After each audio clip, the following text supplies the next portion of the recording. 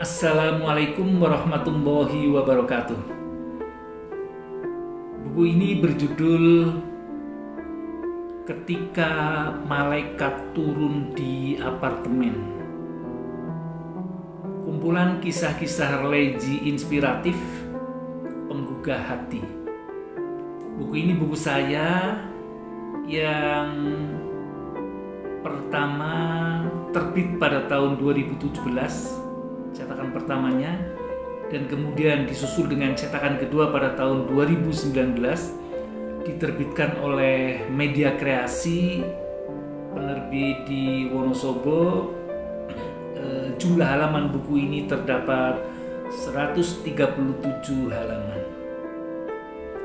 Berisi kumpulan-kumpulan buku kisah keagamaan yang terdapat 23 kumpulan kisah-kisah teladan yang indah-indah. Buku ini mengisahkan dalam cerita ketika malaikat turun di apartemen. Nah, suatu ketika Abu bin Azim, seorang musytorikoh di Australia, dia adalah seorang yang zuhud, seorang yang bagus ibadahnya. Nah, suatu ketika di suatu malam dia beribadah untuk melakukan sholat malam di apartemennya. Tiba-tiba apartemennya terang benderang, seakan-akan bukan malam hari tetapi seperti jam 12 siang. Di situ ada seseorang berpakaian putih-putih. Siapakah dia? Dia sedang memegang sebuah secari kertas. Begitu ditanya, siapakah Anda? Anda sedang melakukan apa?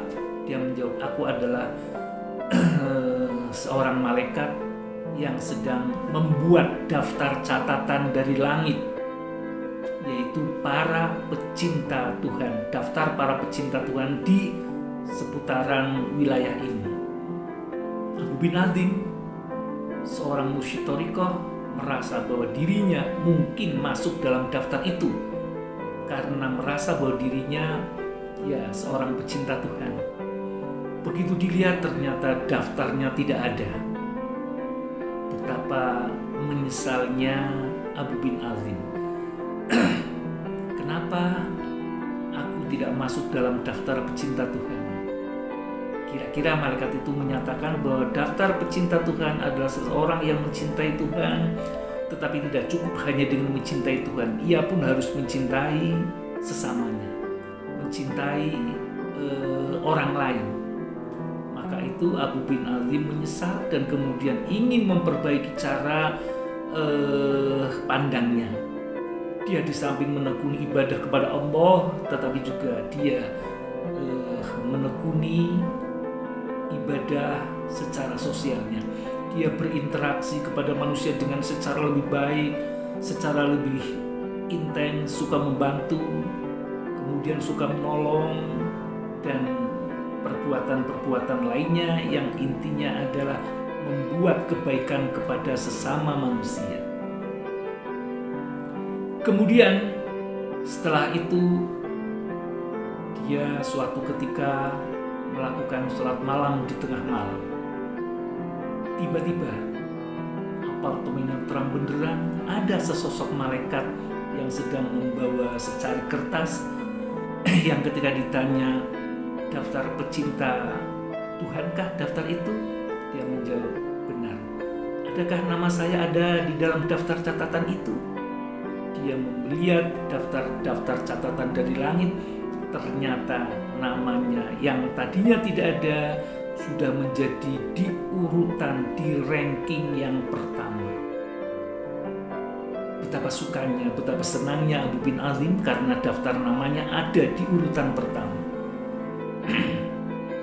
Nah, Abu bin Azim adalah guru dari Amatullah Armstrong, seorang mu'alafah yang tadinya tidak beragama Islam kemudian memeluk agama Islam. Amatullah Armstrong menulis kisah tersebut dalam buku The Sky is Not Limit. Langit tidak terbatas. kita kemudian bisa mengambil kesimpulan bahwa seorang pecinta Tuhan tidak cukup hanya berbaik ibadahnya kepada Tuhan semata-mata. Yang kita kenal ibadah mahdhah atau hablum minallah. Hablum minallahnya baik, ibadahnya baik, sholatnya baik, puasanya baik, interaksinya dengan Tuhan baik. Tetapi Islam tidak cukup kalau hanya dengan berbaik ibadahnya kepada Tuhan semata-mata. Islam adalah penekanan di samping baik kepada Tuhan, di samping baik hubungan dengan Tuhan, tetapi juga harus baik dengan sesama manusia yang kita kenal dengan hablum minan nas. Kalau tadi ibadah mahdhah adalah hubungan vertikal antara manusia dengan Tuhan, kalau hablum minan nas adalah hubungan interaksi sesama manusia yang kita kenal dengan hablum minan nas atau hubungan horizontal antara manusia dengan manusia yang lain. Seorang muslim haruslah dia berbuat baik kepada Tuhan, dikenal dengan ibadah ritualnya bagus, tetapi juga ibadah sosialnya harus baik. Hubungan sesama manusianya juga harus baik. Harus selalu menolong, harus selalu berbuat kebaikan kepada sesama manusia, harus memberikan nasihat yang baik. Intinya tidak membuat kerusakan, tidak membuat yang tidak mengenakan kepada sesama manusia. Al-muslimu man salimal muslimuna min lisanihi wa yadihi. Seorang muslim itu di mana orang muslim lainnya merasa aman dari gangguan lisan dan tangannya. Jadi orang Islam ya harus berbuat baik, baik itu lisannya maupun tangannya, harus berbuat baik kepada sesama manusia. Hablum minallah baik, hablum minannasnya pun baik. Ini kesimpulan dari ketika malaikat turun di apartemen yang menginformasikan bahwa seseorang harus berbuat baik kepada Tuhan, tetapi juga harus berbuat baik kepada sesama manusia.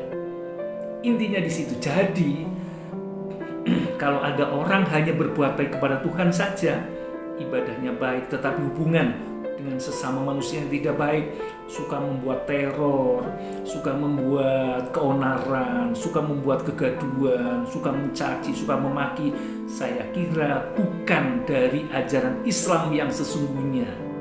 Karena Islam adalah rahmatan lil alamin. Wa ma arsalnaka illa rahmatan lil alamin. Allah mengutus Nabi Muhammad adalah untuk memberikan rahmat kepada sesama manusia, kepada seluruh alam.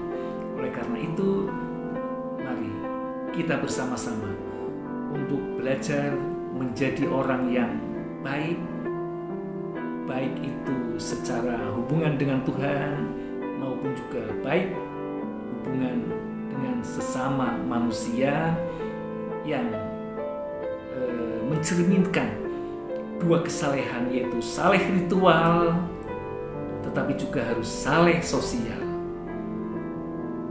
Mudah-mudahan buku ini bermanfaat bagi para pembacanya dan semoga juga bermanfaat bagi siapa saja.